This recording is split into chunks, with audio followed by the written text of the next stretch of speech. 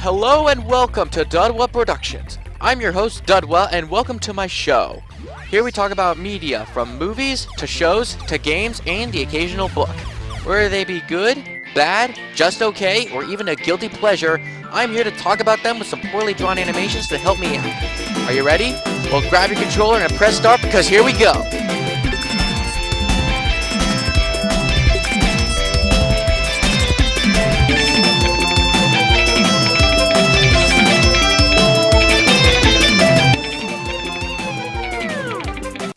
Even though I was raised on American cartoons like SpongeBob and VeggieTales, anime also happened to have been a part of my early years.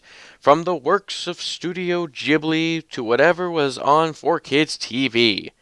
I know that 4Kids is hated on because of all the unnecessary censorship it did on anime, but this network was how I got introduced to franchises I love today like Yu-Gi-Oh!, Teenage Mutant Ninja Turtles, Dragon Ball, and Sonic the Hedgehog. I would say Kirby, but I already got introduced to the guy in Smash Brothers, so the anime really just got me more interested in the character. Nowadays, I've been interested in watching war anime, and I've currently been watching shows like Digimon Adventure Try and Fairy Tail.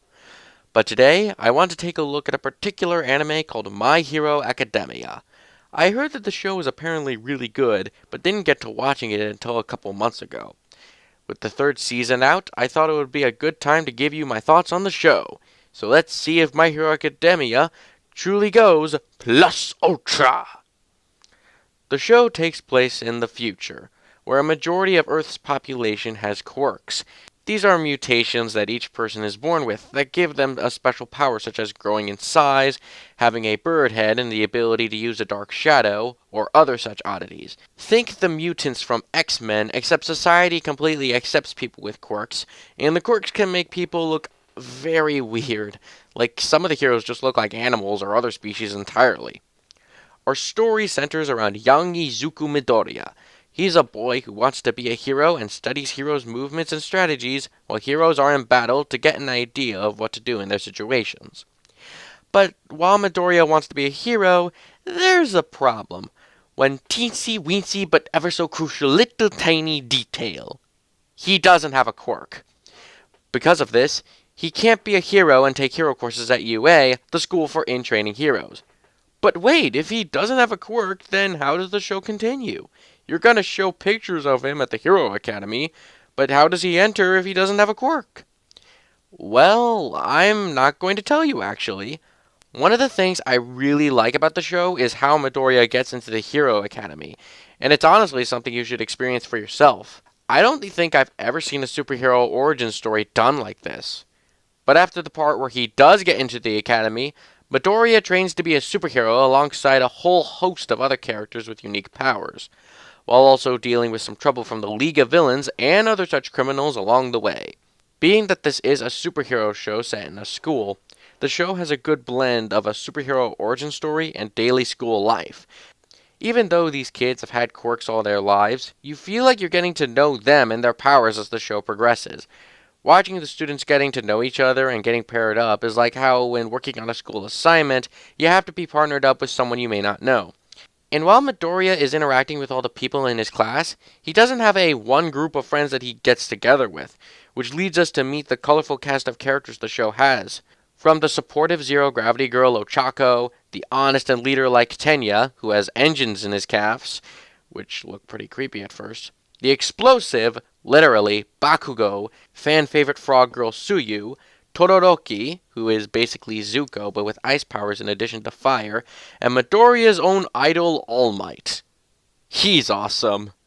Learning about these characters, their quirks, and even how their quirks work biologically is interesting to learn and adds some realism to the world.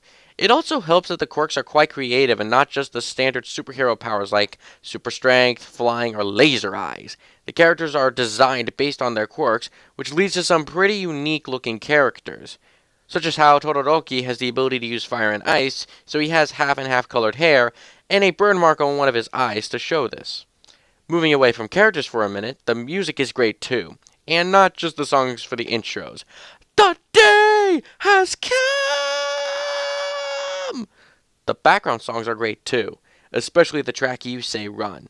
It's such an epic track that gets you ready to watch the heroes duke it out with their enemies.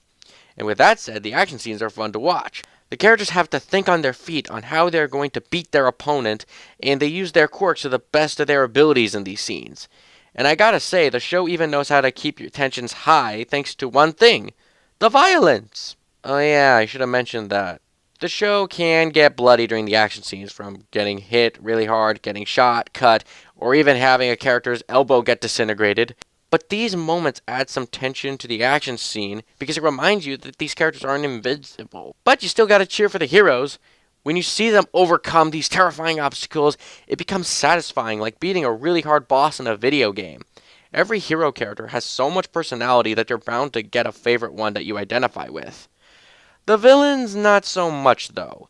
Sure, they can strike fear into the hearts of man, like Stain here, and maybe you'll find one or two of them interesting, but they're not much to write home about. Hey Spawn, Deadpool stole your costume! Who knows though, maybe in future episodes they'll be more fleshed out.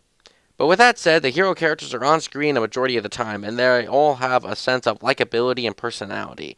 And they can even be funny at times, such as the cute flirting between Midoriya and Ochako. They're my favorite anime couple right next to Izzy and Mimi. Tenya's over-analytical behavior, leading him to make comical comments about everything, All Might announcing himself while entering a classroom, and even Bakugo's eruptions can be hilarious.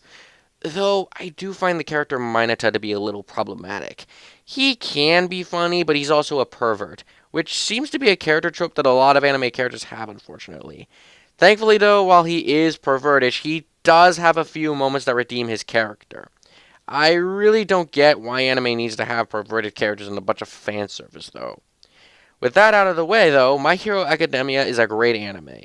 Great characters, a unique take on superheroes, and a catchy soundtrack. The show's got it all. As long as you can handle some of the more violent moments, and if you're already a fan of superheroes like the Avengers, then the show has my recommendation. If you want to watch the show, the series is currently on Hulu and gets updated whenever a new episode comes out. Though, as of writing this video, they only have the English dub for the first and second seasons. But the Japanese dub is completely fine, and I've actually grown to find it as my preferred way of watching the show. Nothing wrong with the English dub, I just like the Japanese voices. And hey, the English voices for Elfman and Urza from Fairy Tail are in the cast. How about that? Overall, My Hero Academia truly is plus ultra!